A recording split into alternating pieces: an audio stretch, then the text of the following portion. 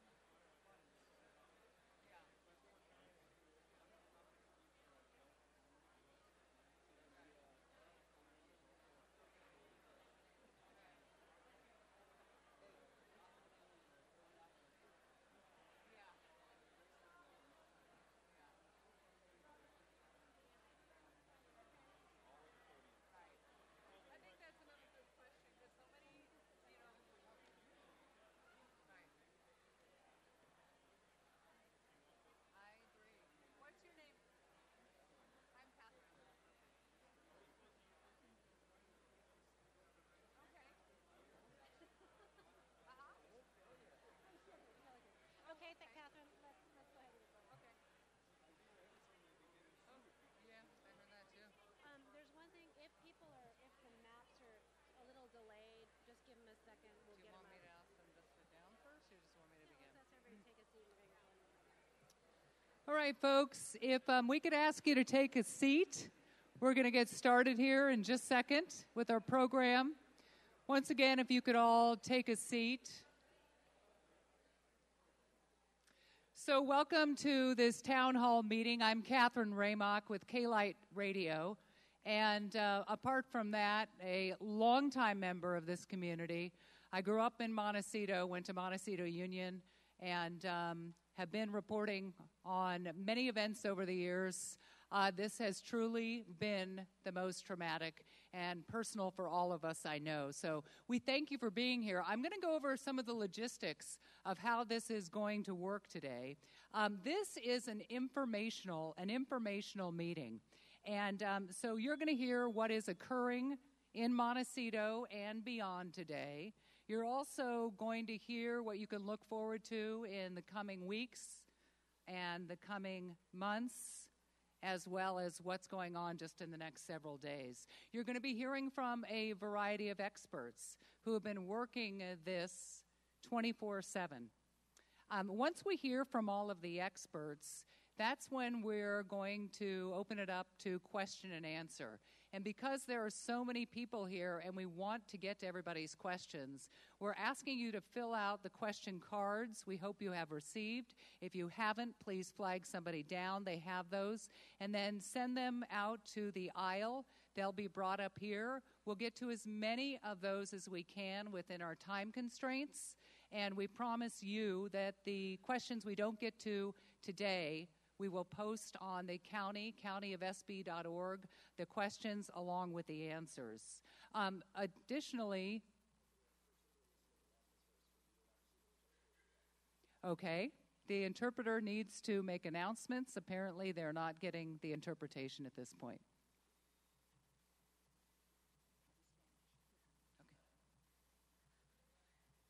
Hi, my name is Simone Rivadeneira. Me llamo Simone Rivadeneira, and I will be providing simultaneous interpretation from English to Spanish for today's event. Voy a proveer interpretación simultánea del inglés al español para el evento hoy día. A few guidelines while working with interpreters. Algunas guías para trabajar con intérpretes. Please speak at a moderate pace. This is the sign if we need you to slow down. Por favor, de hablar a un paso moderado. Esta es la señal para que hablen más despacio. Please speak in a loud, clear voice. This is the sign to speak up. Por favor, hablar de una voz alta y clara. Esta es la señal para que hablen más fuerte. Please only speak one at a time. Favor de hablar solamente uno a la vez. And at the end of the event, please return your equipment to the table where you checked it out. Al final del evento, por favor, regresen sus aparatos a la mesa en donde los dieron. Thank you. Gracias. Gracias. Okay, we'd like to also recognize that we have individual members here to support us. The Santa Barbara Response Network, where are you, if you could just wave? These are people that are here to provide support. If you feel like you want to talk or process anything, they're here for you and will remain here after the event. We also have Katie Voice, who is with the Independent Resource Center, and she is providing sign language, and you just heard Just Communities. So thank you all so much for being here. This meeting also, we want to mention, is being broadcast live by KEYT and is being streamed on the County of Santa Barbara Facebook. We also want to acknowledge just an overview of all of our elected officials. Thank you for being here today, our elected officials. At this time, I would like to turn the microphone over to Reverend Dr. Kate Wiebe. She is the Executive Director for the Institute Congregational Trauma and Growth. Thank you. It's an honor to be here. We are gathering together for the first time as a community. Though we have had a vigil and numerous prayer services and small community gatherings, this is the first time that we're gathering as a whole community, both in this room and online. To begin our time together, we're going to start by honoring those who have died, those who are missing, those who are in the hospital, those who are displaced, and those who are aching for their neighbors, which is all of us. Please join me in a moment of silence.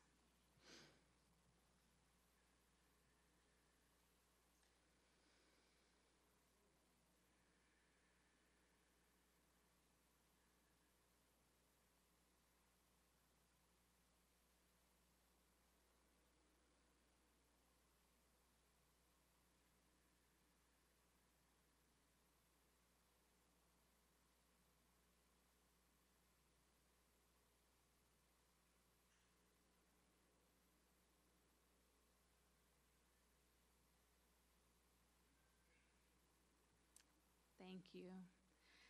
It is important that we gather together.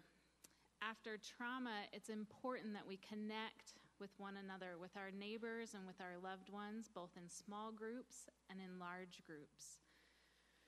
Disasters take a long time to recover from. In the field of disaster response, many people know that it can take up to 2 years to get to a point of new normal. And so we're going to start in this meeting to move in that direction and start towards healing and restoration. Thank you. Thank you, and we're going to begin the informational portion of this meeting with Kevin Taylor. He is the Incident Commander, Montecito Fire.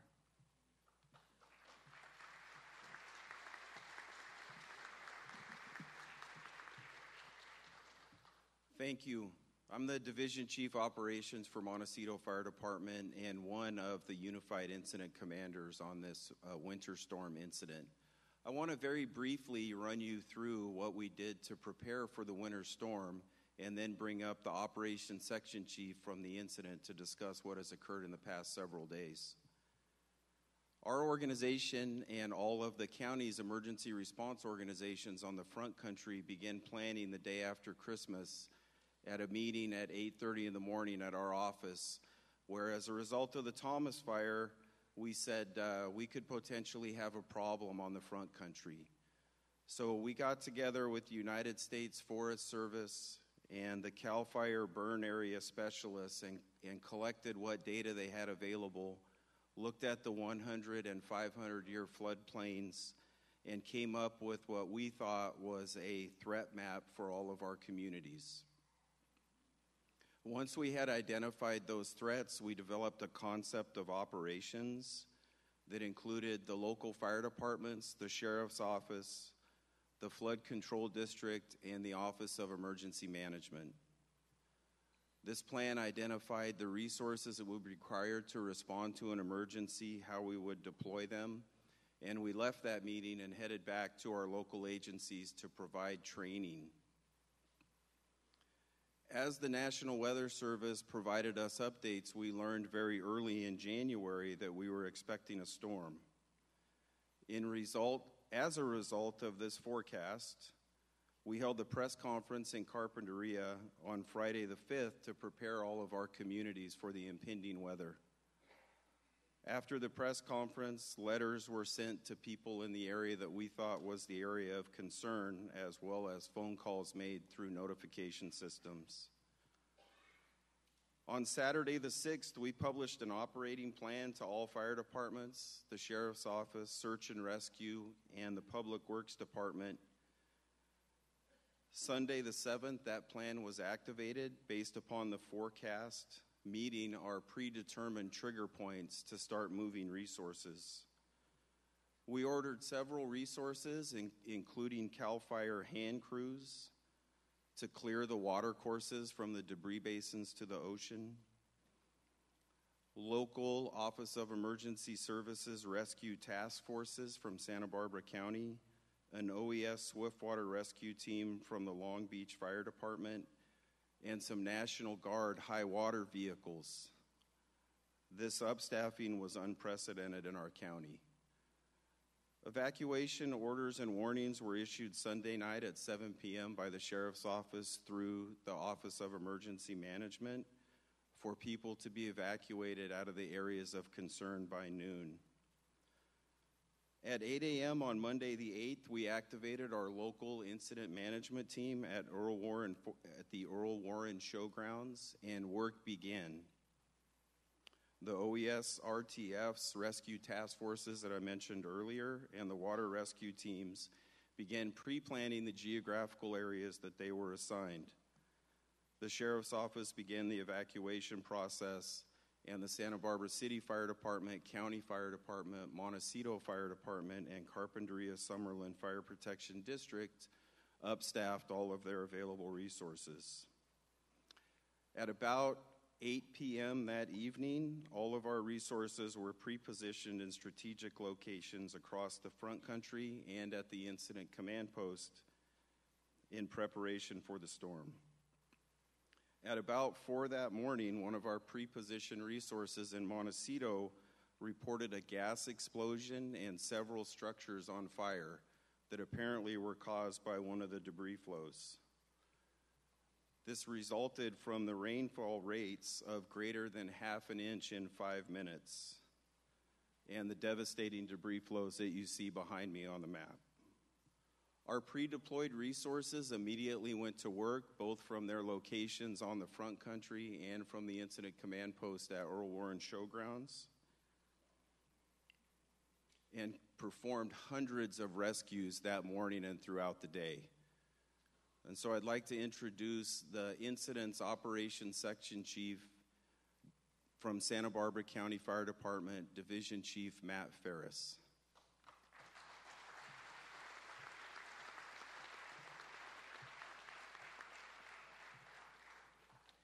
Hello, everyone. Thank you. Today, I'm going to describe to you the incidents that led up to what we have here today, and what we're doing, what we've been doing, and what we're going to do in the future. As Kevin, Chief, described, we had a plan in place. I spent the whole day on Monday implementing that plan, putting people in place to be the most effective that they could be. We had helicopters on standby, Coast Guard on call. We had the National Guard deployed with us with high-profile vehicles that did. One person that I talked to brought out, he carried 30 people. He made 8 trips with 30 people each time. That tells you the number of people that we evacuated. At approximately 3 a.m. on that morning, I got up. I was already in my vehicle sleeping at Earl Warren. I drove down the coast.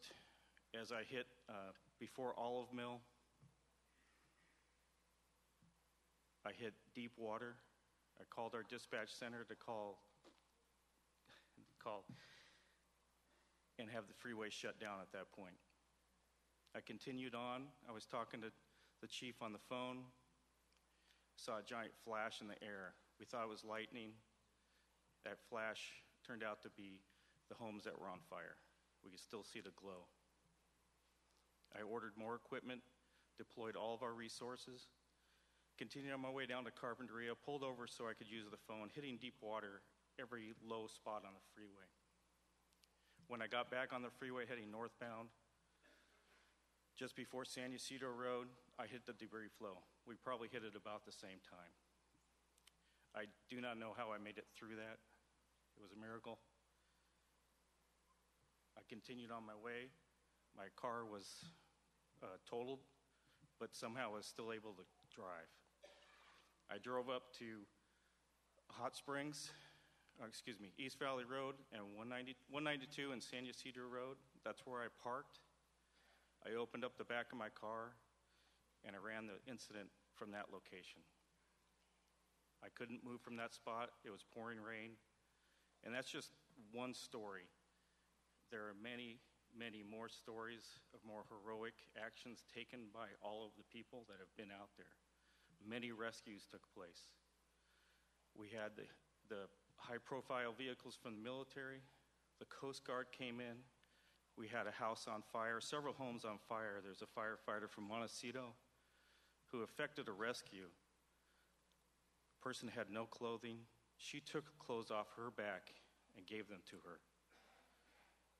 She was standing in mud with no clothes on to protect this person. We flew her out with several other people by the Coast Guard in pouring rain. That is an impossible task, but it happened. Moving forward, we ordered equipment, deployed resources. As the flood plains happened, Montecito Creek, you see, is down. That's what hit the freeway. That is where the debris flow is still clogging the freeway on 101. The next section is San Ysidro drainage. That is the one I hit on 101. That one's being cleared as we speak. Third flow is down Romero Creek, and up on Park Lane West is where those homes were that burned and the rescue affected there. What we're doing now is still searching for the victims that are left. We spent the first week in a complete rescue mode. And for firefighters, it's very hard to transition from that rescue mode to recovery mode. That's just something firefighters are not equipped to do. It's not in our thought process. But that's something we're doing because we're all here as a community. And we are part of that. We want to see closure just like everyone else. The next priority is infrastructure.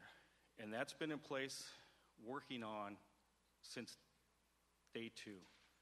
Once we knew we had most of the people out, that thought process was in place, and we're building a good team is being put in place to get everyone back in their homes. I do not know when that will be, but that's what we're working on. There's many homes that were destroyed, many homes that are inhabitable, and we can't let people back in until it's safe to do so, and it's still a dangerous area to be in.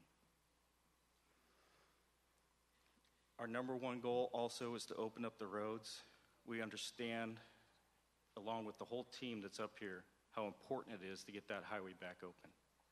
And we are working on that. They're working 24 hours a day to move that debris. It's very difficult because there's so many water lines that are broken, so much water that came through that's still flowing into the highway and not allowing us to clean that and get that out of there. There's damage that we don't know has occurred underneath there, and some other people will be able to speak to that better. But I want you to know that we're here. We're part of this community. You're our friends, our families, our neighbors. And we are doing everything we can to get you back into your homes. Next up, I'd like to announce Anthony Stornetta. He was part of the air operations that night, and he'll discuss to them.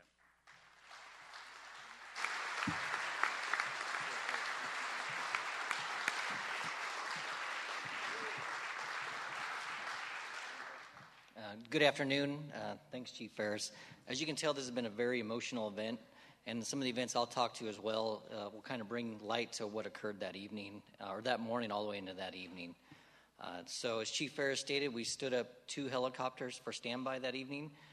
Those are the county ships that are a joint unit between fire and sheriff. On those units, we have a crew chief, a pilot, and 2 firefighter paramedics. Those helicopters that morning were dispatched. They were dispatched under fog and heavy rain. There's a safety practice or a safety assessment that we do before we launch any helicopter.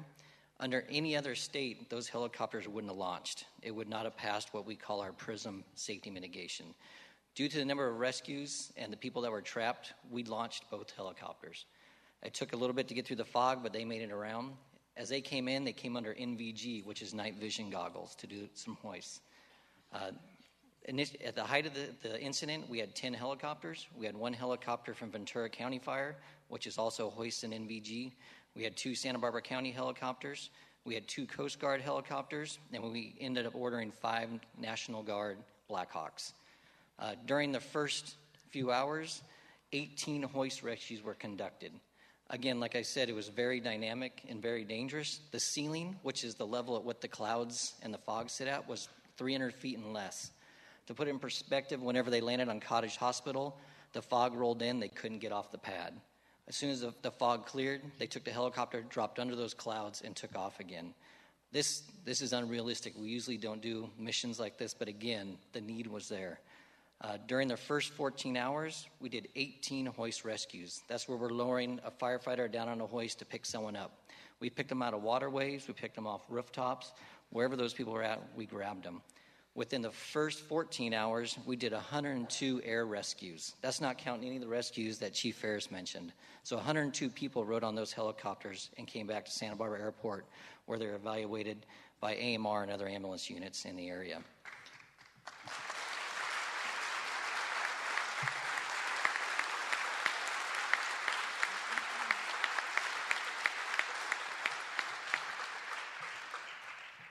To give you an idea of how much, or the type of patients they transported were the critically burned that were in the structure fires got transported. The critically injured got transported. Also during that time, we had one of our pilots that kept on taking a lot of water into the aircraft. That crew had water coming through the top of the aircraft by where the rotors come down. They had it coming in the consoles. And as they fly for hoist rescues, that door is open so the hoist can activate. During that time, they lost all communications in the cockpit. They continued to fly. Again, this is against everything we do. And also during that time, they kept going, did a couple more hoist rescues, and all of a sudden they smelled electrical burning, and that was the time for them to set it down. This helicopter from the Santa Barbara County Air Unit did an emergency landing on the Bermanwood Golf Course, and it remained there for 3 days. The status of that helicopter is unknown, but I think it'll be down for quite some time. Another perspective is one of our pilots has 11 years in the Navy, 9 years in the Coast Guard, and he said these were the most difficult missions he's ever flown. He's one of our most experienced pilots. In conclusion, again, there's a huge emotional attachment here. A lot of these rescuers on that aircraft were emotionally moved, and all they want to know is that they find out if their patients made it. They keep asking about their patients. So that's the kind of information we're trying to figure out is what happened. And there's just that attachment there. So again, like Chief Air stated, we have a stake in the game. We're community members. We love our community, and we're just here to help. Thank you.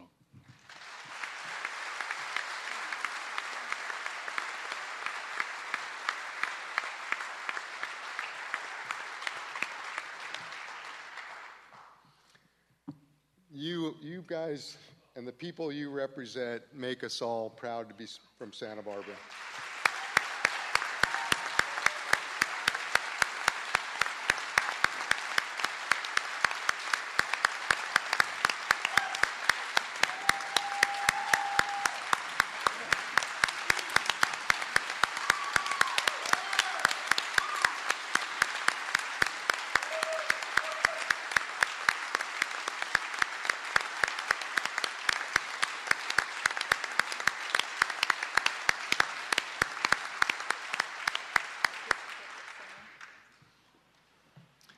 And there's other heroes in this incident.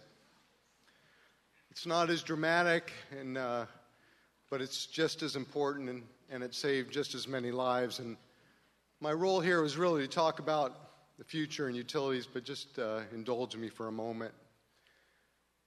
There's some Caltrans workers out there that have been working 24/7 every day, understanding that until that highway's open, our economy is hurting, our kids can't get to school, our universities can't operate, and they understand that, and they're part of our community too. And in a moment, we're going to invite the director of Caltrans up to talk about the future of 101. But they too are out there doing their very best, and some of the things that they've had to see and experience has been very difficult. It wasn't what they signed up for. So they're also an important part. And Director Gibbons here, he represents those men and women. Another person that I want to just point out that represents the men and women of our flood district. Tom Fayram and his Director of Public Works, Scott McAlpin, is here. Raise your hand. These guys represent an army of about 20 that fought this flood long before it actually occurred. They cleaned out all the debris basins while the Thomas Fire was burning. And those debris basins are lifesavers. When you go up to them now, they are chock full of rocks. And Tom's going to talk about that. But if those things hadn't been dealt with properly, it would have been much worse. And they're out there now getting ready for the next storm for us. And Tom, you're my hero forever.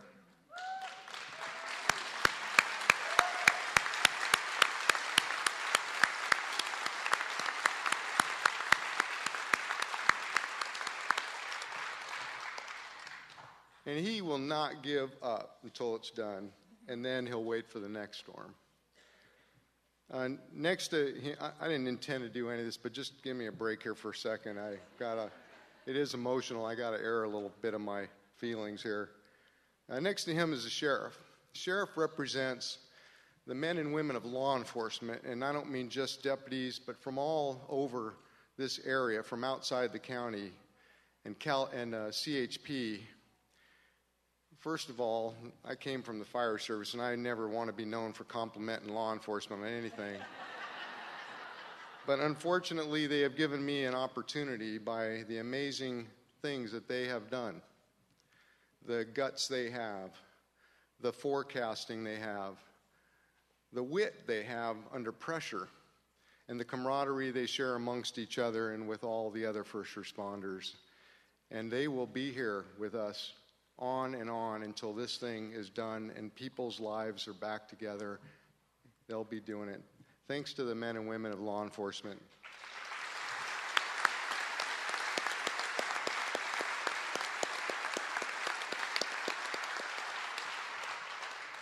So I'm really here to represent the men and women of the Emergency Operations Center.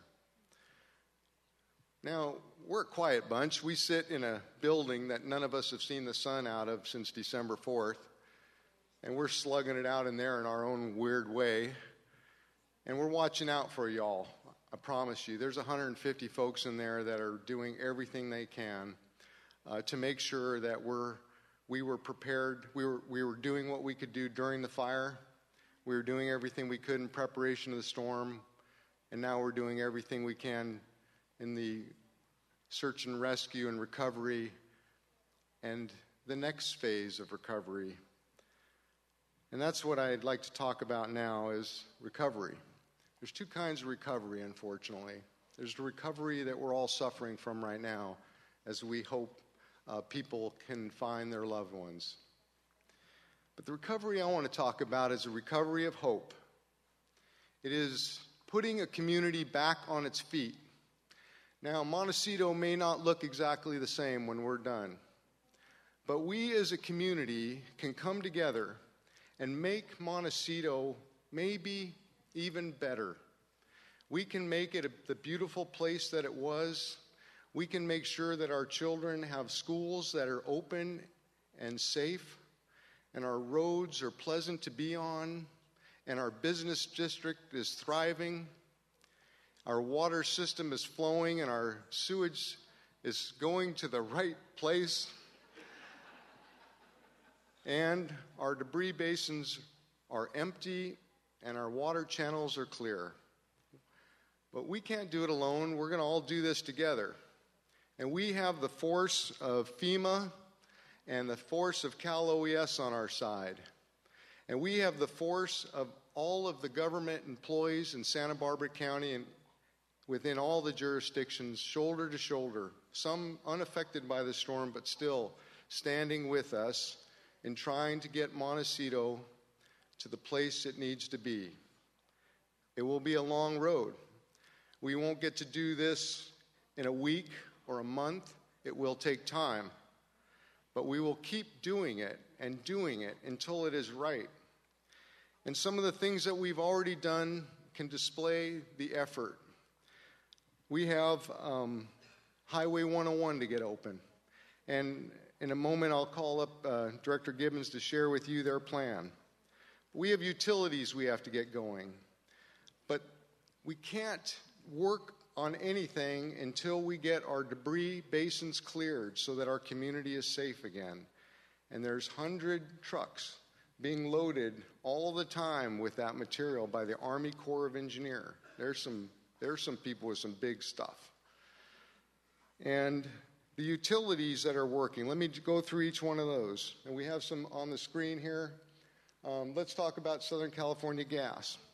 So they had a major failure on there as the water hit their lines, and they had gas leaks. They're working hard to get that gas, all the supply sides of that gas system back in order. And they're going to be able to talk to you tomorrow at our local assistance center about your particular home. But in general, once they get all of their distribution systems set up, they're going to be ready to go to your home once you get there and turn on your gas. And that'll take an hour for each home, but they're going to be there and turn on everything for you. And we know that gas is not any reason for someone not to go home. So I want to assure you that nobody is going to not be allowed to return home because they don't have natural gas.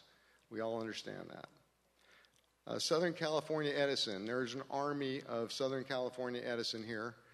and many of them are working hard to make sure all of their distribution systems are repaired, and they're doing it. But again, until we can get those roads cleared, until we can get the debris basins trucks so that they're out of the way, doing what they do, there's some holdups on some of their areas that they can repair, but they will be in, and they are in there now doing a lot of great work. I think they're down to 1,400 customers without power.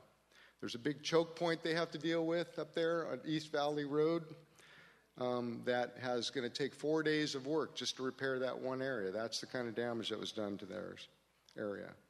Cox Cable Television. We became so dependent on cable because we get our internet from it in many cases. And they're doing it hard. They already got Carpinteria restored, and they have a lot of lines, fiber optics lines and things to replace, and they're doing that. And they're all these folks are going to be available for questions and available at the LAC. Another hero on this thing, is Chris Snedden in the room? Chris here? Chris is getting our roads back. He and his mighty crew are getting our county roads back so that we can get our trucks in and get them out and then get you in, and so you can get out.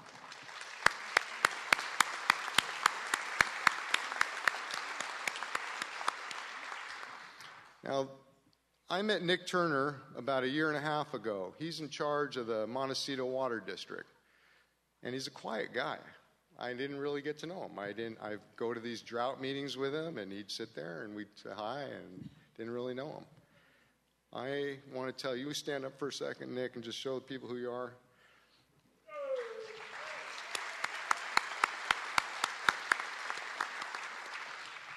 Nick, in his small little water district, has now got an extra, 100 employees? They're all working for this hero here. This guy immediately put together a plan, and I'm going to tell you a little bit about his plan. There's a Jameson Lake, and the pipes coming in there were severed in 2 locations. Kachuma Lake, he gets water from. That pipe was shut down after the storm. From those 2 pipes, he's got these 6 lines, he calls them high lines, that come in and feed his reservoirs. Those were all broken at every single water crossing.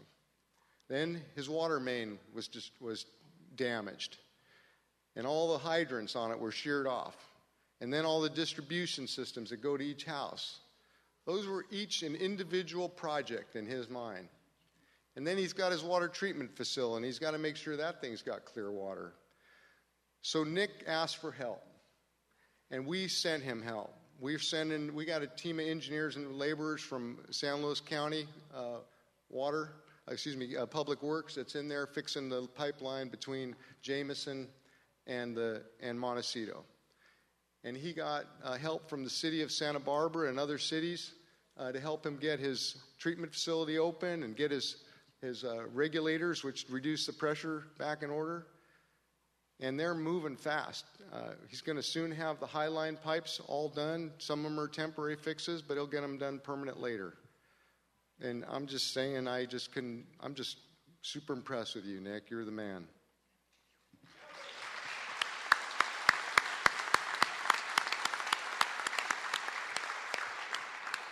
With us today is Diane Gabriel. Diane, will you stand up for a moment?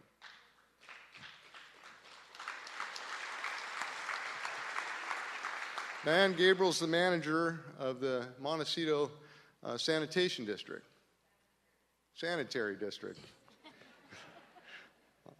Clearly, I'm not in that business. Thank you. She's in charge of wastewater. And this is obviously tied into the water system in that you need both for life to be good. And her system had a lot of damage in it. And she's already rallied contractors and help to get that system back in order. A couple days from now, Wednesday, she's going to purge the system down on Jameson. We're going to get out of her way so she can do that.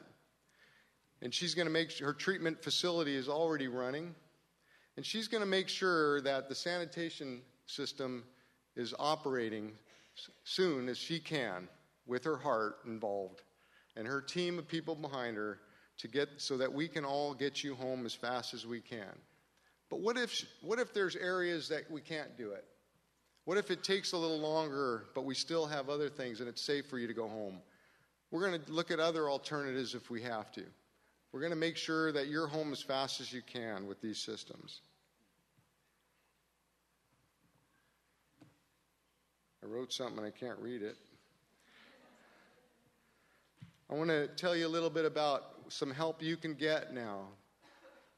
The President's administration has approved both public assistance and individual assistance. Public assistance means that the money that we're spending fixing our water and sewer and roads is going to get some help from both FEMA and from Cal OES, from the governor. And individual assistance means that people can get a little bit of help for their issues in trying to find housing and trying to get some unemployment insurance because they lost their job because of the storm. And the SBA is going to make available loans. And all of that information is going to be available to you when you go to the local assistance center. So I encourage you, if you've been a survivor of this tragedy, then you're going to have an opportunity to try to get some help. People are going to help you get help. I want to tell you, it's all done with people leaning forward from FEMA and Cal OES and local folks. So that's what we're up to. And I've had, I think, 3 days off since December 4th. And the only thing I have to be at is my daughter's wedding in June. And I'm going to stay engaged. And my team's going to stay engaged until we get this thing right. Thank you.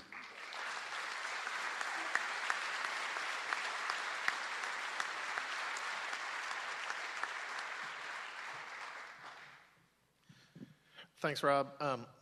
My name is Tim Gubbins. I am the district director for Caltrans. Rob kind of was thanking everyone. He talked a little about his own EOC.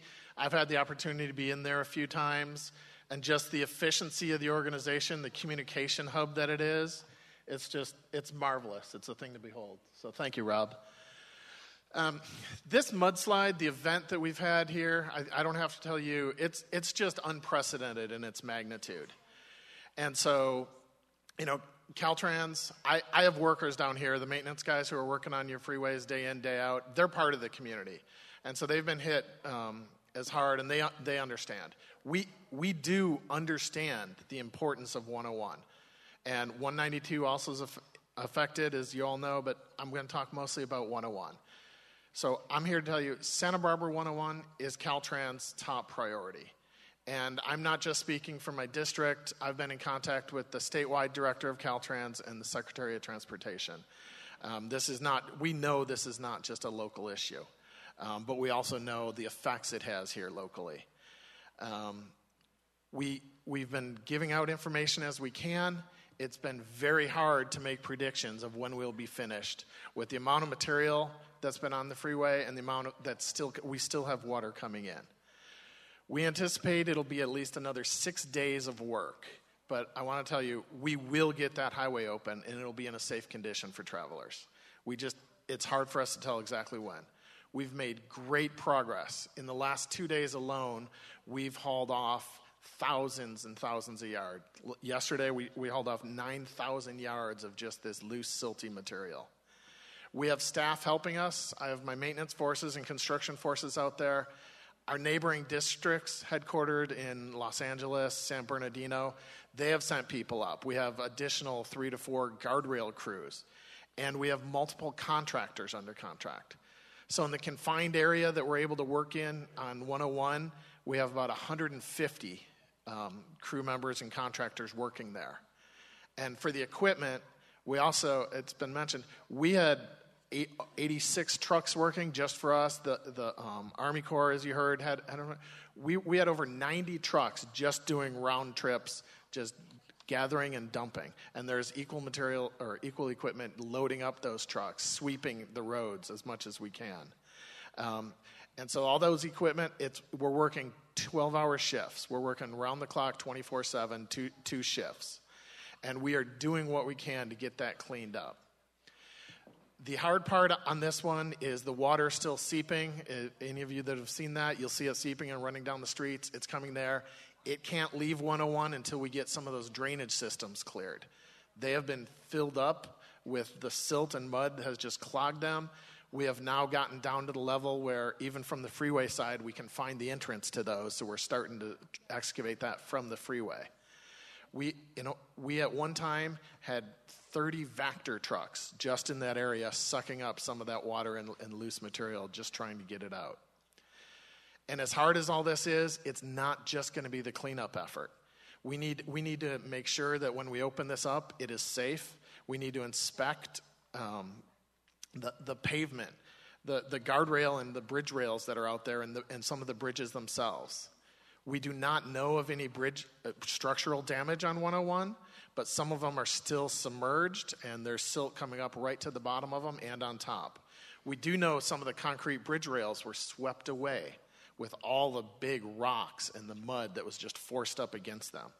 So once we get this cleared, we need to make sure it's clear, it's safe to traverse. We need to make sure that they will hold the traffic that we're putting on it. As far as a detour, I think you've heard Caltrans and the CHP say, if you're talking to people from out of the area, a lot of people are taking 166 because it's shorter. Route 46 is definitely a much improved route. We have focused on 46 for one of our east-west major corridors. That is much improved over 166, and especially if you're going to points north. I know some people will continue to use 166. It's a fine highway, but there's a lot of impatient people on it, and it has caused some issues, as I'm sure you're aware. Other things Caltrans has done, in addition to all the equipment, the people we have on, we have worked to get more cars added to the Pacific Surfliner. So we have several, I believe 10 rail cars added. They can hold up to another 2,000 passengers daily. There was a LoSAN meeting today. They're scouring the state to see if we can add even more cars to that. I haven't heard the final on that. Additionally, there's a ferry boat service between Santa Barbara and Ventura. And so we know this section of 101 usually carries over about 100,000 vehicles daily through the area that's currently closed. So we know this disaster has affected well over 100,000 people. And we understand, that connection between Southern California and here in the Central Coast. So in conclusion, I just want to let you guys know, we are working as hard and as diligently as we can. We will be opening 101 just as soon as we can safely do so. And we all are looking forward to that day and hoping it's here just as soon as we can. Sorry, I cannot give exact date, but that's what we're up against.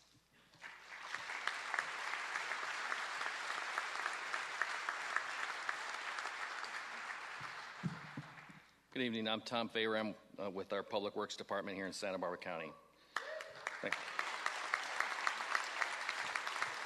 That applause goes for my team out in the field, please. They've been working hard. They're an awesome group of people. I want to give you a summary of the Public Works Department's activities since the debris flow a week ago, and then I want to tell you where we're going to go moving forward. With the debris that includes rocks, whole trees, feet of mud, and sediment everywhere, our first mission was to open plug bridges, open clogged channels, remove debris from the roadways. This was essential to establish an emergency transportation system that would be the basis for emergency service response and to accelerate our own efforts. As the days went on, our crews continued to dig out roads, bridges, and culverts. We needed to return creek flows back into the creek so that Caltrans and other agencies could deal with the mud that was left over. Then we worked to widen the roadways, make them full width, remove damaged vehicles that were interrupting the flow as we continued to clear out creeks and utilities began to restore services. A lot mentioned about the debris basins. The debris basins have been started, as you've probably heard, by the U.S. Army Corps of Engineers. This was a huge benefit to our community. The resources that the Corps of Engineers can bring far exceed what what our local community could do. It also frees up our own resources to go on and do the needed work that we need to do. And so I really appreciate the Corps' help. They're underway, and if allowed, they'll put 100,000 trucks on 101 every day to get that debris out of there. Clearing the debris basins are now underway, and truck access is improved, and work will increase. You will see more trucks in that area. But these basins will take several days to a week or more to complete, depending on the basin and the conditions on Highway 101. The transportation of how fast we can move those trucks is critical. And it also depends on how much rain we get in the impending period. That could impact it as well. So what's ahead? We know there's more rain in store for us in coming weeks and months. It will take a long time to complete the debris basin removal and restore the affected areas, and if future rains come, they can set us back. We have to be aware of that and be prepared. On our roads, the next phase will be starting to restore the roads to their original condition. Signs will be replaced. Shoulders improved where appropriate and possibly sweeping. It will continue to be dusty through this process. Bridges need to be made safe. Drainage culverts and inlets cleared. All this will take weeks or more to complete. Our creek corridors could be categorized into two different classes. Generally, in the upper reaches, the channels have been scoured clean, often gouged wider and deeper by this mud flow.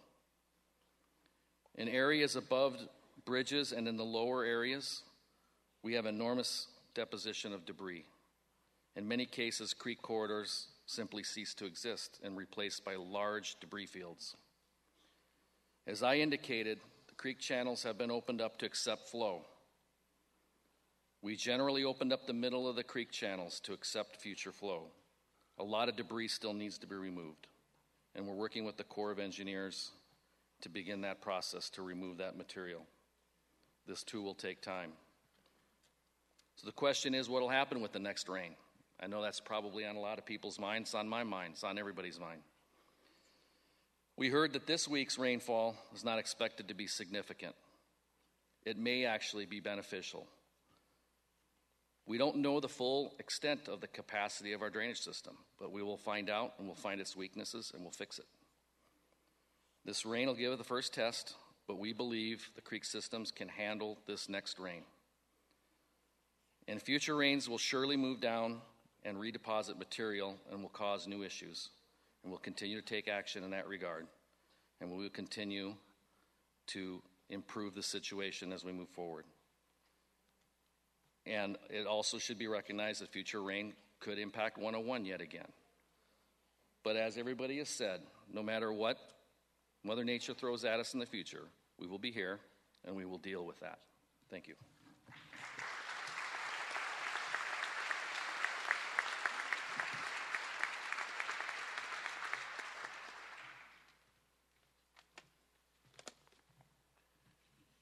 Good afternoon, everyone, and thank you for being here.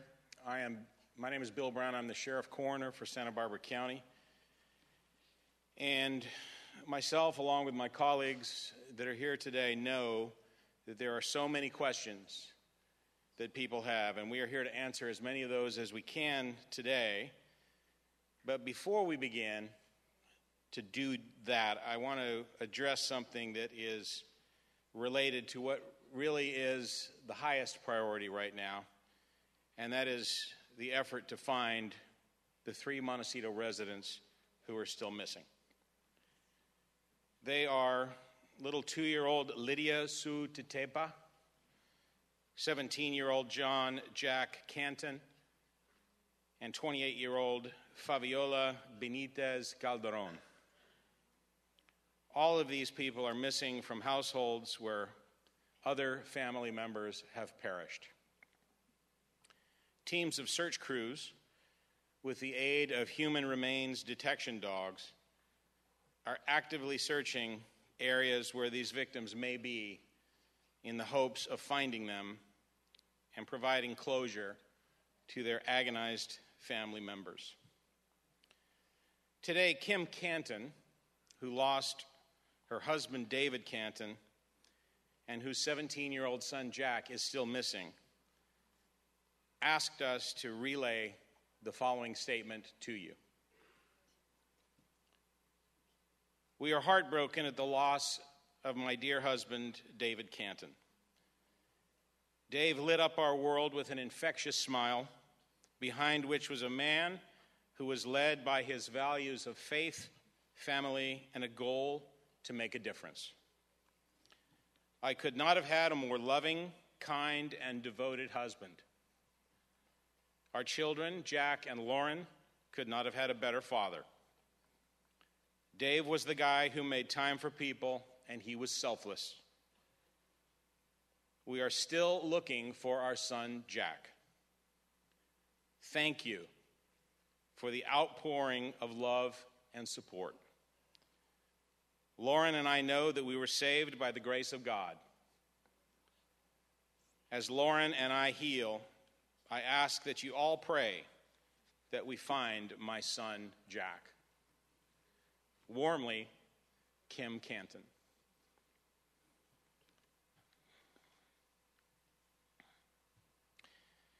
I know that everyone in this room and everyone watching this community meeting and so many others join me, Kim, in saying that we are sending our love and support to you and to the families and friends of each of the 20 victims who were killed and to the 3 who remain missing.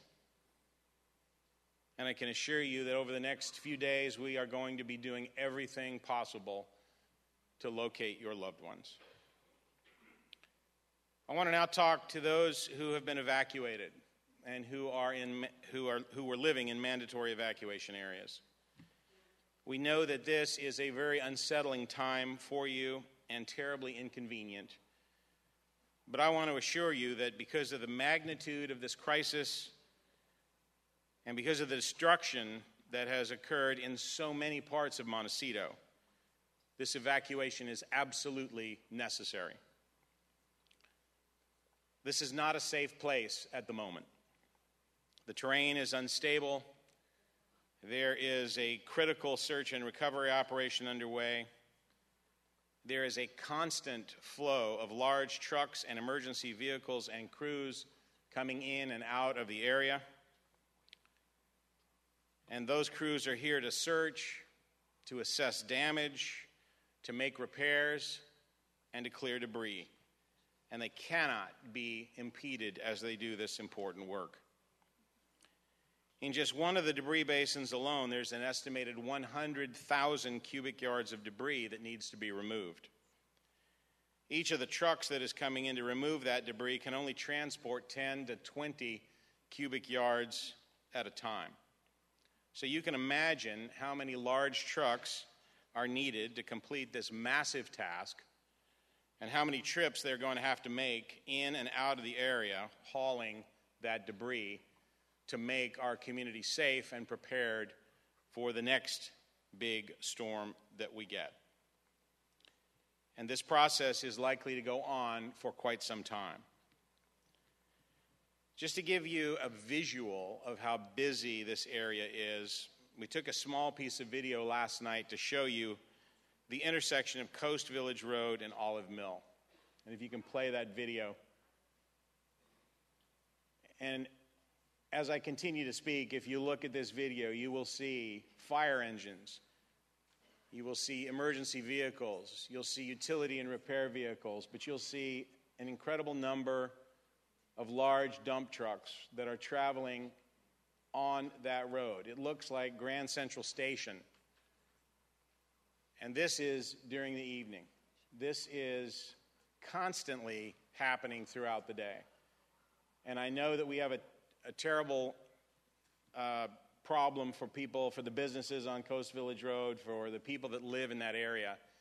But this is the only alternative to get trucks in and out since the freeway is closed. And until such time as 101 is reopened, we are going to have to continue this incredible convoy of vehicles that is constantly going back and forth.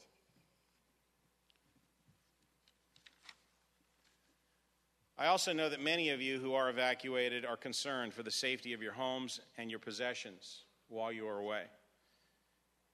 And I want to assure you that sheriff's deputies, with the assistance of our law enforcement mutual aid partners, are patrolling the evacuated areas around the clock to safeguard your property and make sure that no one is in the area who does not have business being in that area. And so far, I am very pleased to report that we have had no reports of any thefts or of any looting at all. People keep asking the question, when are we going to be able to get back? When are we going to lift the evacuation orders? And I can just tell you at this point that there are three main factors that will guide our efforts to get people back into their homes. This process is referred to as repopulation. And the factors that come into play are access, meaning the roads, the condition of the roads, and the amount of traffic that is on the roads, and especially access concerning the 101 freeway. Number two is the condition of the utilities and the health and safety impacts that the absence of those utilities and the broken nature of those utilities could cause. And number three is the potential for and the timing of another event. We don't want to repopulate this area a day before another storm is anticipated, obviously. So a lot will depend on timing. In association with many other professionals and experts, scientists, hydrologists, people who are analyzing all of the scientific data that is obtained, we are carefully working on plans to decide when and where repopulation can begin. And I can tell you that this is very likely to be an incremental process, that we will be starting with certain areas and not opening up the entire community at once. We're working to get areas open as soon as possible to the extent that we can. And in the meantime, we ask that everyone stay away from that area and let the work that is so important be undertaken. Again, to those who have been evacuated, I understand that certain emergency and extenuating circumstances may arise that require you to have limited and temporary access to your home in order to retrieve certain important items that you need. And we're doing our best to accommodate those requests. And we have established a special team of deputies to accomplish this. And to date, we've accommodated several hundred such requests. And if you have a need to do this, you're invited to call our Emergency Operations Center, toll-free at 833-688-5551. But we ask that you please do not make a request unless it is something that is absolutely necessary. The Sheriff's Office was recently given some one-time funding by the Board of Supervisors for 8 deputies to reduce overtime in our North County area. And because of this disaster, these deputies are being immediately reassigned to the Montecito area, and they will be remaining attached to this area for the foreseeable future. And of course, there will be dozens of other deputies who will be working this area on a temporary basis and who will be on overtime shifts and so forth, as well as our allied agency partners who are assisting us. I want to thank you again for your patience, for your understanding. For this last terrible week, your sheriff's deputies and search and rescue team members, in addition to the members of the fire service and all of our partners from out of the county, have slogged through the mud, rescued the living, cared for the dead, and assisted those in need. The guiding principles of the Santa Barbara County Sheriff's Office are integrity, caring, courage, fairness, and service. I think those have been exemplified in the last few days, They have and they will continue to drive our actions throughout this difficult time. And I just want to go off my planned remarks here for a moment and say that it was very gracious to have our colleagues here recognized and to really talk about some of the important things that have happened. But there really is one true hero who has not been personally acknowledged, and that is Rob Lewin, our director of our emergency management in Santa Barbara County.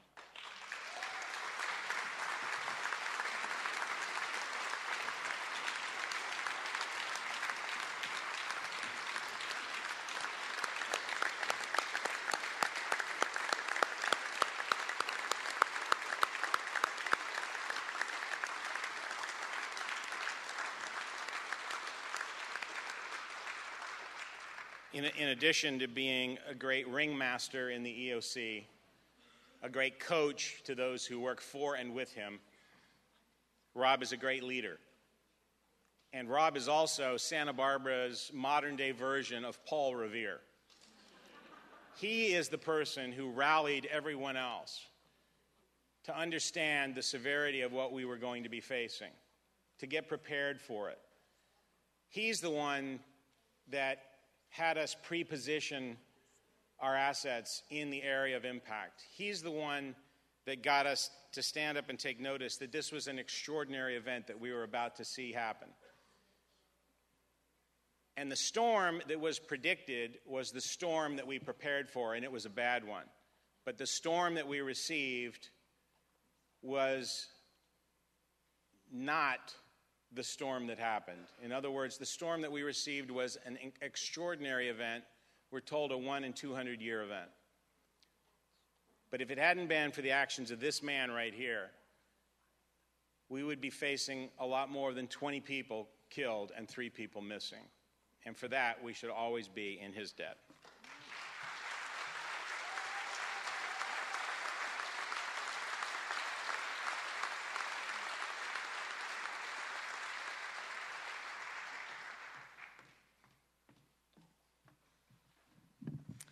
Good afternoon. My name is Vaughn Do Reynoso, and I am the Public Health Director for Santa Barbara County. With regards to our events, our efforts in protecting the health and safety of our county, I want to give you 3 quick updates. The first one, safety of ocean water. Our environmental health services monitor ocean water weekly through sampling of the waters on our beaches. Our health officer orders to close the beaches are based on data, based upon the results of the water testing. If the bacterial level in the water exceeds state standard, we close the beach, the ocean water, for the safety of our community. From last Friday's testing, the following beaches remain closed: Butterfly, Carpinteria State Beach, East Beach at Sycamore Creek, El Capitan, Goleta Beach, Hammonds, and Summerlin. So all ocean water in these locations should be considered contaminated, and no recreational activities or swimming should take place. And this order does not include the sandy beaches themselves. We are mindful that our community would like to enter the water, so we have increased our testing of ocean water. So with mutual support from Ventura County, we have taken samples, and the results will be posted and decisions will be made by tomorrow, end of business day. Additionally, because of the sediment deposits at Goleta Beach and at Carp Beach at Ash Lane, we will be testing twice a week instead of our weekly schedule, and we will be collecting samples. In addition to the typical places, we will be collecting samples from around the buffer zones in order to make the determination on water testing safety, on ocean water safety. On beach cleanup, I am I'm glad. Some of you may know that I am 6 months in the county, and I am so glad I live in a community where neighbors and friends are linking arms and helping the county, the cities in the recovery process, like participating in beach cleanup efforts. However, beach cleanup activities may present some hazards. If you are participating in beach cleanup activities, please use caution and consider the following recommendations. Wear steel-toed insoled boots to protect yourself from stepping on sharp objects. Wear thick protective gloves.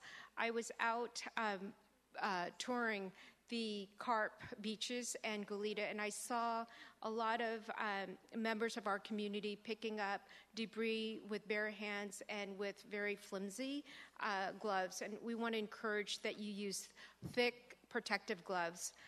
Make sure that you use soap and water to thoroughly wash up, not just hand sanitizer, when you complete your beach cleanup activities. If you encounter containers, they may or may not contain hazardous materials.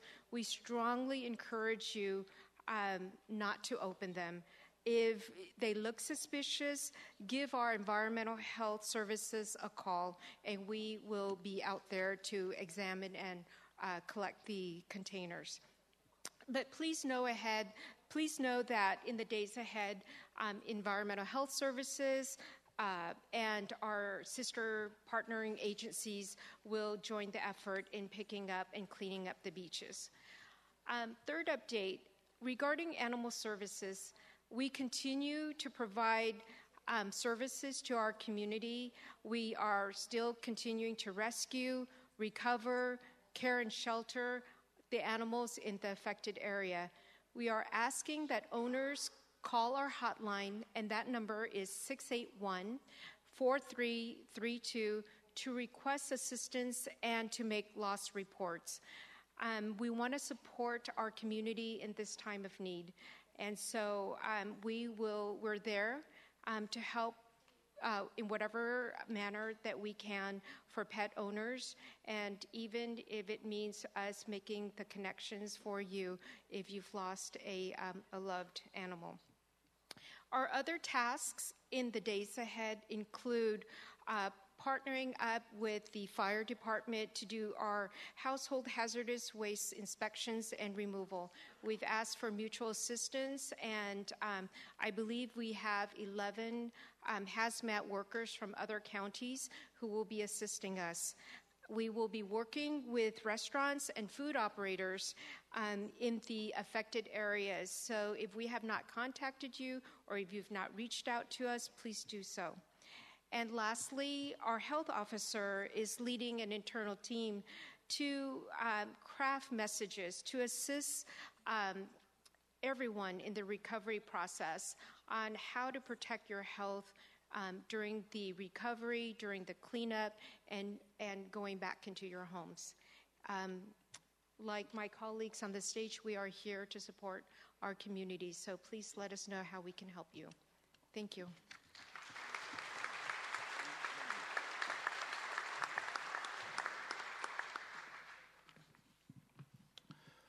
So I was elected to talk about future risks as a result of the debris flow. But before I do that, I would be remiss if I didn't point out that at the height of our incident, there were over 2,100 emergency responders from all over California to help serve our community, and that they were very ably led by CAL FIRE Incident Management Team 3, which has provided critical leadership and support to our local incident management team.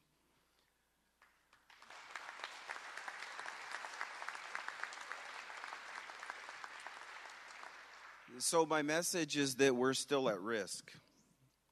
We continue to very closely monitor the weather in conjunction with our partners at the National Weather Service Oxnard office.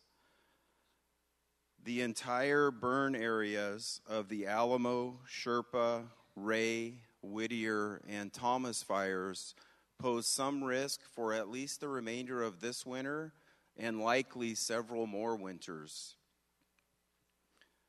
We have engaged experts at the incident to help us plan for how to handle similar debris flows.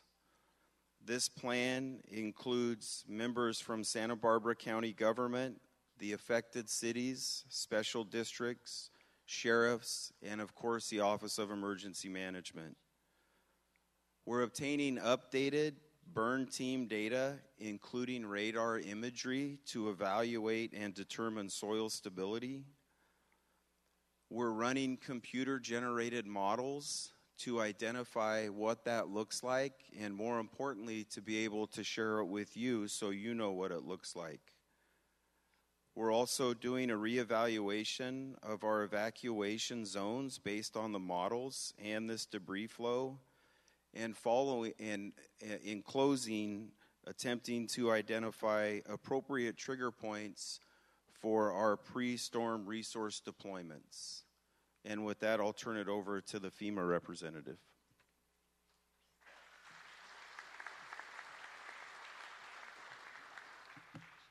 Good afternoon, and thank you for being here. I'm David Passy with FEMA. And I just want to talk about three things quickly. First, who we are, not just as FEMA, but FEMA, our federal partners, and our state partners, led by the California Governor's Office of Emergency Services. Fundamentally, we're people who care about you and the fellow members of your community. We go from disaster to disaster, committed to helping people prepare for, respond to, recover from, and hopefully protect against future losses. So as part of this state and federal team, you've heard some of our partner agencies mentioned, the U.S. Coast Guard, the U.S. Army Corps of Engineers. Joining us also in this recovery operation is the Environmental Protection Agency, the Department of Health and Human Services, the U.S. Department of Agriculture, and that's on the federal side.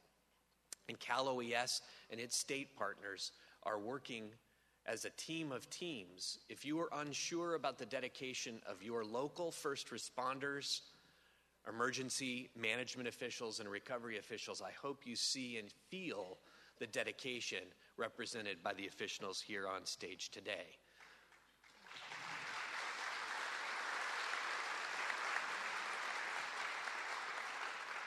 So what do we offer? Again, as you heard, FEMA and Cal OES will be here to implement two fundamental programs. The Public Assistance Program that will help provide at least 75% federal funding and additional state funding to state and local agencies, to the Water District, the Sanitary District, and other public entities, and then certain nonprofit organizations. Here with us is the head of our infrastructure branch, and he and his team from other agencies can answer questions. We also offer individual assistance programs.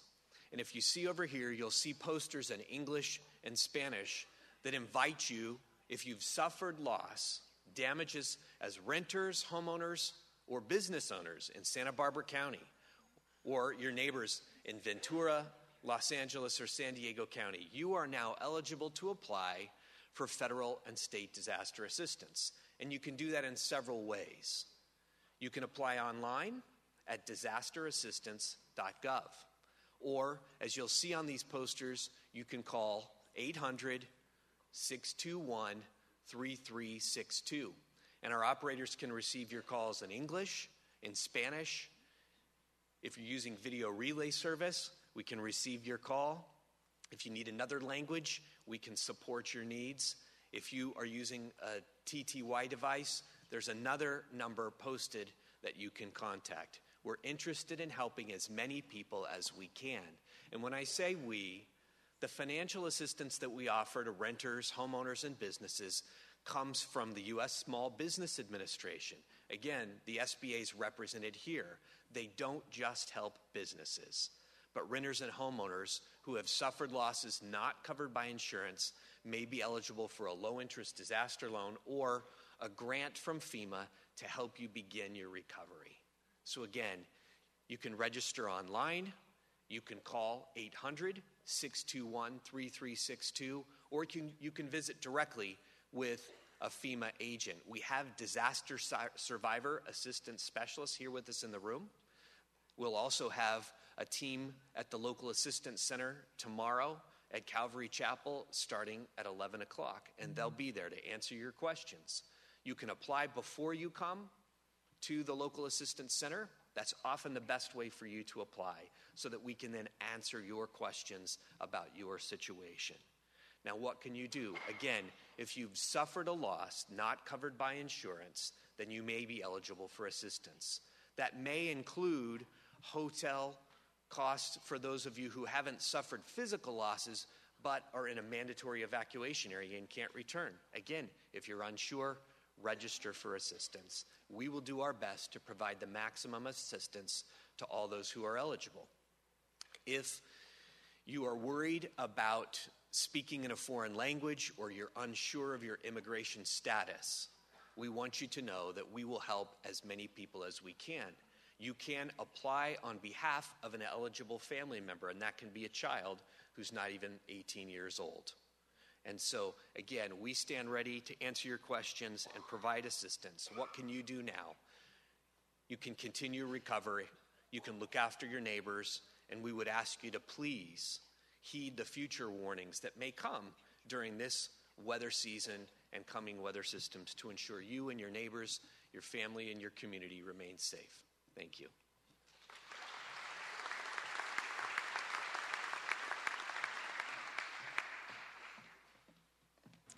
Good evening. My name is Susan Salcido. I'm the Santa Barbara County Superintendent of Schools.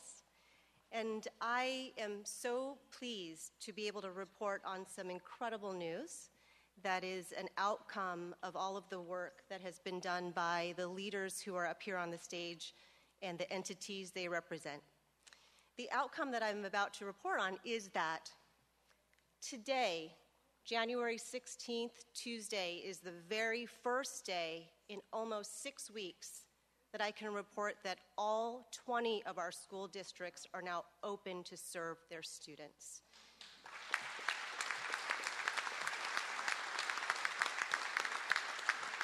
And a correction on that, I'll say our students. Carpinteria Unified opened its doors today after closing on December 6th, again, almost 6 weeks ago. Cold Spring School opened its doors to students today, again, almost after 6 weeks of being closed.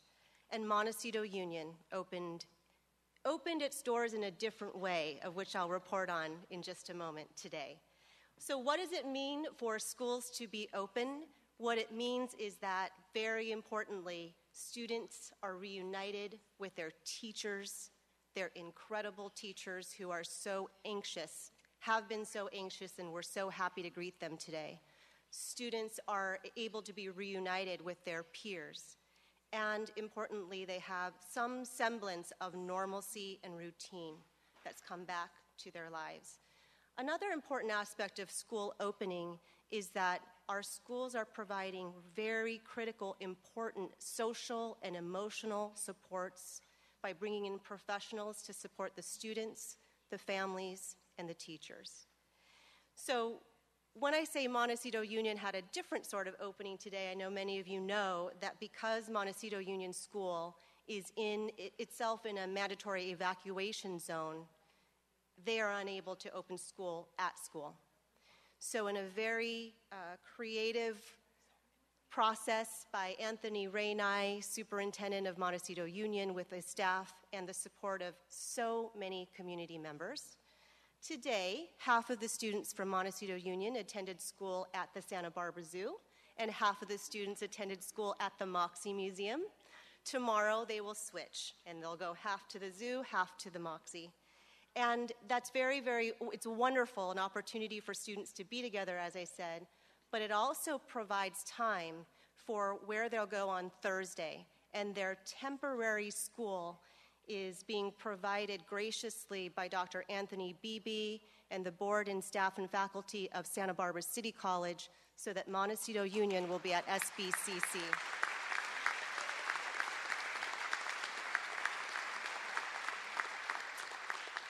Most of the students will fit at the facility being provided at SBCC. Staff and faculty are literally moving out from classrooms so that students can be there.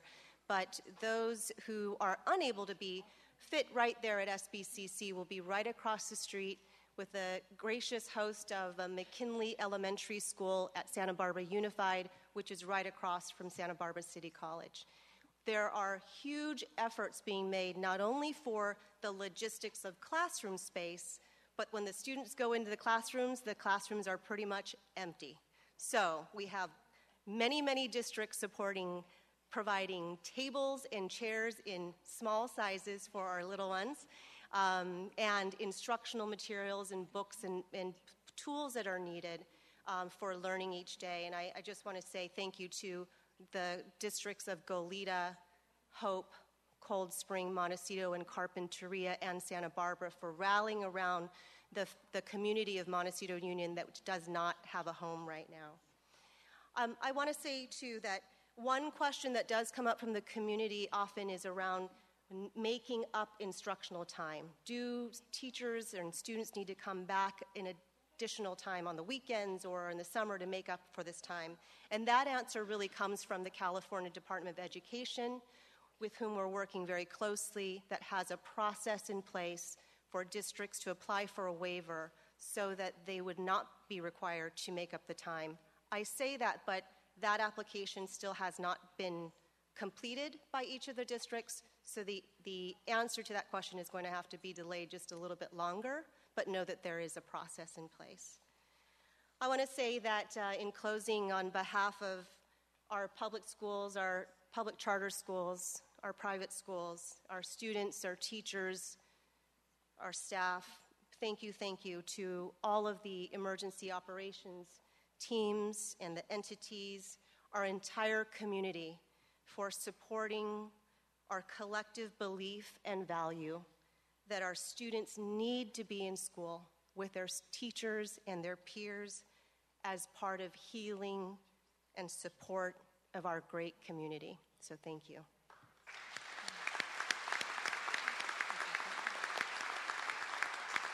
I want to introduce Kerry Matsuoka, Santa Barbara Unified Superintendent here. He is coming up to the stage.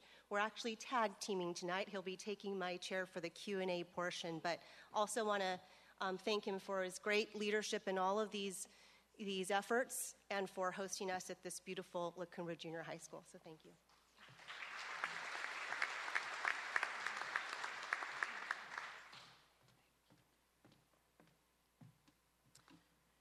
Good afternoon. I do believe I am your last speaker. My name is Suzanne Grimacy. I work for the County of Santa Barbara Department of Behavioral Wellness. There is not one person in our community who has not been impacted by our January storm. In grocery stores, work sites, restaurants, everywhere, conversations can be heard about the storm. Our minds are occupied with wonders of status, missing members of our community, sadness of lives lost, homes lost, community destruction, and personal impact. Even impact to the families and pets of the emergency service workers and the Emergency Operations Center staff working around the clock, days on end, at the EOC and in the field and absent from their families. We have collectively experienced a shared trauma in our community. Some have experienced a primary impact. Others have experienced a secondary impact. Hearing of the impact of others, witnessing repeated media exposure, and others have experienced the cumulative trauma of the Thomas Fire, followed by our winter storm. Without doubt, we have all been affected. With this, there are so many examples of healing taking place right now within our community. I have had the opportunity and joy to be out talking to so many people in our community this last week. I would like to take a few moments to share some of the examples I've seen. Cleanup crews, beginning the start of a long night ahead of the slow and daunting cleanup process, who say, "We've got this," to their teams as they begin. A person who recently called the call center for support and played music to the person answering the phone to lend them support. I had the joy of starting a recent morning with a mother who lost the life of her son and others in her family. Also with us was a very, very brave first responder who was the person in the field who first found and recovered her son. They were able to sit together and share stories and pictures and hugs. Collars of animals, of lives lost, have been personally returned to their owners. Hotels not only sheltering humans, but the 7 geckos that go along with those humans. Families have been reunited with missing pets after losing hope of their survival. The amazing organization of our community wellness team, which includes the Department of Behavioral Wellness, Red Cross mental health workers, hospice, the Santa Barbara Response Network, our faith-based community, those supporting our first responders, the Sheriff's Department and Behavioral Services Unit, schools, and other community partners working as a team to be at large in our community providing support. The repeated statement I have heard from every working team just about that I have had the opportunity to visit with saying, "We've got this." We live in an amazing community. Beginning tomorrow, the local Recovery and Assistance Center will be opened at Calvary Chapel, located at 1 North Calle Cesar Chavez. The center will be open from 11 a.m. until 6:30 p.m. Monday through Friday, and from 10 a.m. until 2 p.m. on Saturday, closed on Sundays. The center will be staffed by federal, state, and local agencies and serve as a one-stop shop for counseling support and recovery resource assistance for both the Thomas Fire and the storm event, and will include assistance with housing, redevelopment, loss of business, loss of employment, and basic health and human service needs to help people to rebuild and to recover. The LAC will remain open through February 3rd. I want to share another resource. This is the FEMA Disaster Assistance Guide. It was brought to be shared with us tonight by Congressman Carvajal's office. In the audience is Chris Henson over here, who has a limited number of these guides with him. You can also access the guide at carbajal.house.gov on the website, and it will be also available at the local Resource and Assistance Center. The toll-free information line will remain available for information and support at 1-833-688-5551. Keep your balance. Share stories and pictures. Carve out time to laugh with family and friends. Strengthen your support systems. Sleep, exercise, get a kiss or a cuddle from a pet, and support each other. How many, I'm wondering if people out there were able to get the blue #805strong stickers. If you are wearing one of those, could you just briefly stand up?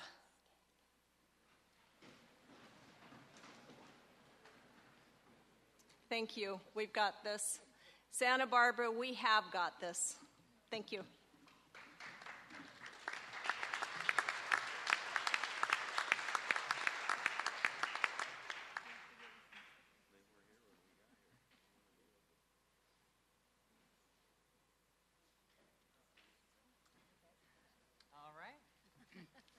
All right, well, thank you very much.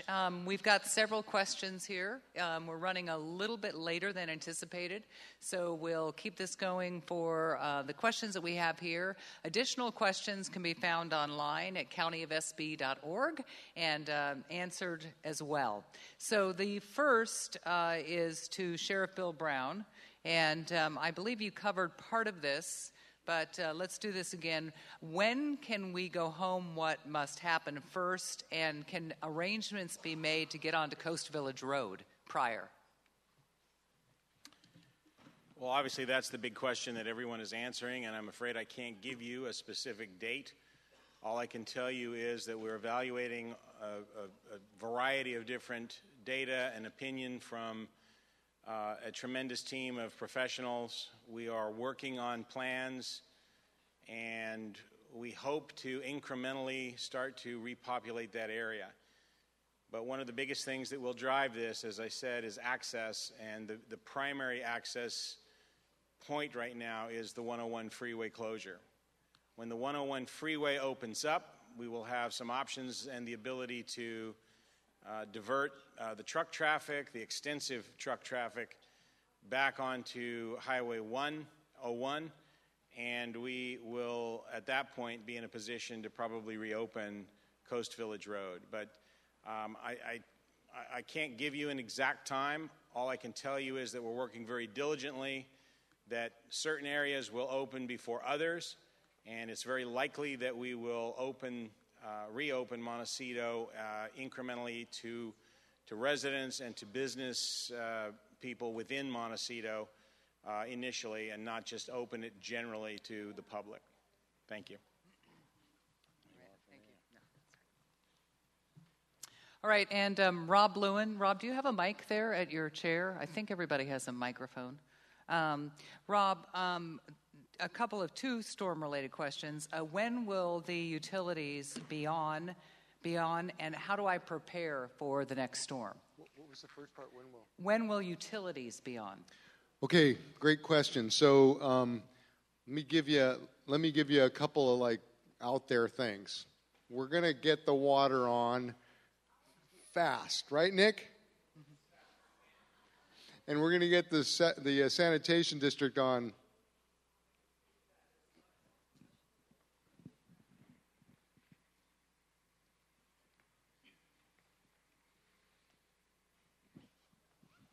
Good evening. I'm Diane Gabriel, General Manager of Montecito Sanitary District. And as much as Rob knows that we're the wastewater utility in Montecito, he does not have the latest information that I'd like to share with you, because I'm sure that is a concern. Everybody wants to flush their toilet. When they get in their house, they want to take a shower and know that water is making its way to the wastewater treatment plant. So our wastewater treatment plant was not impacted in the event. So we have been receiving wastewater into the treatment plant, and it has been meeting our treatment requirements.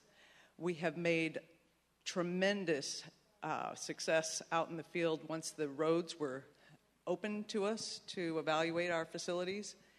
And I've got some numbers here I can share.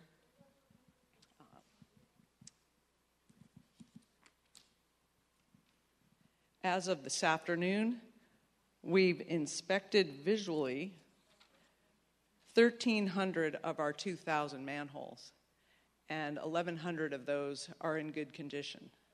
We have also found some that have been impacted with mud and debris, and we've taken out our VacCon, which is a big vacuum truck, and sucked debris and mud out of the sewer and brought it to our wastewater treatment plant. Our 4 lift stations, they have been also inspected and rehabilitated to the point that they are functioning fully. So really what's ahead for us is the removal of debris. And we heard a lot about that from Tom Fayram. But once the debris is removed in the areas where homes have been destroyed, we'll be able to get in there and assess our facilities there. But that's the only thing that's standing really in our way right now, is the debris that's in these areas where, unfortunately, homes have been destroyed.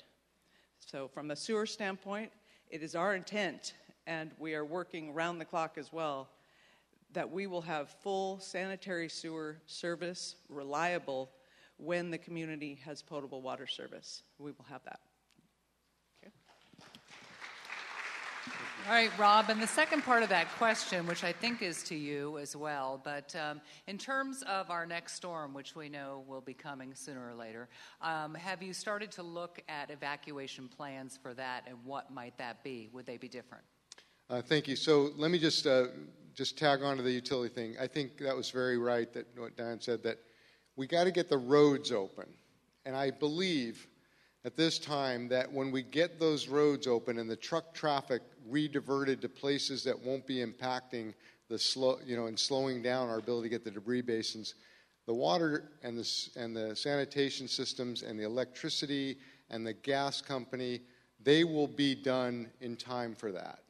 So it's about, they're moving very fast, but it's just really about, we got to get the debris basins cleared out, because the truck traffic will not allow anybody to get out, as well as we got to get 101 open. Okay, on to the question of planning. Yes, so we've already begun planning. So we had the burn area emergency response team and the watershed emergency response team from the state and federal government working on planning to look at what the impacts of the Thomas Fire occurred. Because those reports take more time than they had, they started giving us data early in preparation of the last storm, and we used it. Now they're continuing that report, and they're reanalyzing the ground because it has changed. This team of people is now gathering all of that data, and we will be coming up with a strategy which will include interactive maps that we'll post. We'll identify the risk areas, not just in Montecito, but as the chief said, all across the burn areas in our area. And we will be making sure that we're doing our outreach in the most effective way we can. And with that, we will take the idea of evacuation as serious as we can in all ways, and we will make sure that the decisions to evacuate or not evacuated are based on data and historical knowledge and the ground that we're operating on and the communities that are involved at every step of the way. We understand the huge responsibility we have, and I want to assure you we will shoulder that proudly, because we know that that's what we have to do. All right, thank you. To Tom Fayram, could more debris come down, and in what quantities? Well, I think the answer to that is certainly yes. And if we look back in 1995, we had two major storm events. We had the January 10th storm and the March 10th storm. In the January 10th storm, most of these debris basins filled up, and we got the Corps of Engineers to come in, and they cleaned them all out, and they refilled in the March event. So clearly the answer is yes. That is why we're working to get them cleared up.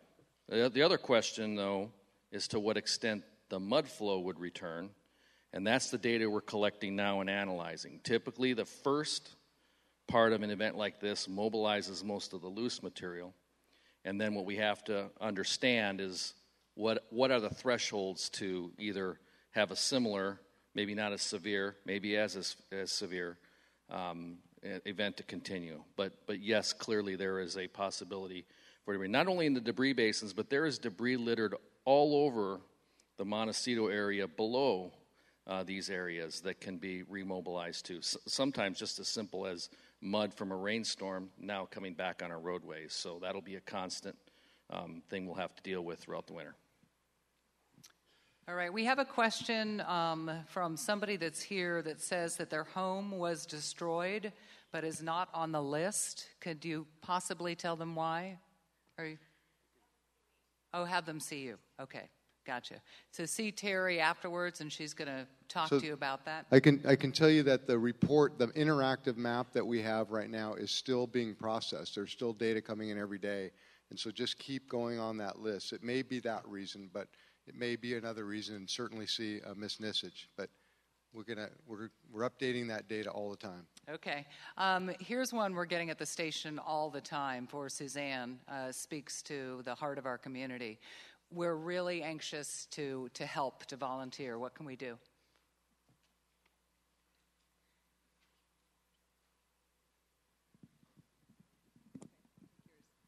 This is turned on. Thank you for the question. There's a lot of ways to volunteer. Going to the redcross.org website or calling Red Cross is one way. Another way, if you call, we have a lot of counselors in the community that are calling to offer counseling support. If you call 1-833-688-5551 and ask to speak with the community wellness team, we have someone assigned to take in those names, and we're doing the best we can to pair up and get our volunteers out there to help. Okay, to our CHP representative, what is the process to get vehicles back that are there? Or actually, that doesn't necessarily be. Okay, Cindy. Hi, Cindy Ponce, captain with the California Highway Patrol. If your vehicle was stored, we stored all the vehicles that were left abandoned on the freeway and all the vehicles that were in the roadway on county roads. If you contact our communications center at 805-477-4174, have your license plate number or your vehicle identification number readily available, so the dispatcher will be able to research that and let you know which tow yard it went to. Thank you. Thank you. To Rob again, I believe, would be the best to address this. How was the damage assessment done and by whom? So, great question. So, we were fortunate that we have a resource in California that CAL FIRE provides. Their damage inspection teams, we quickly, on the same day of the event, ordered in these damage inspection teams. They came in, I think they had 10 teams of 2 people, and they may have even beefed that up after the original order.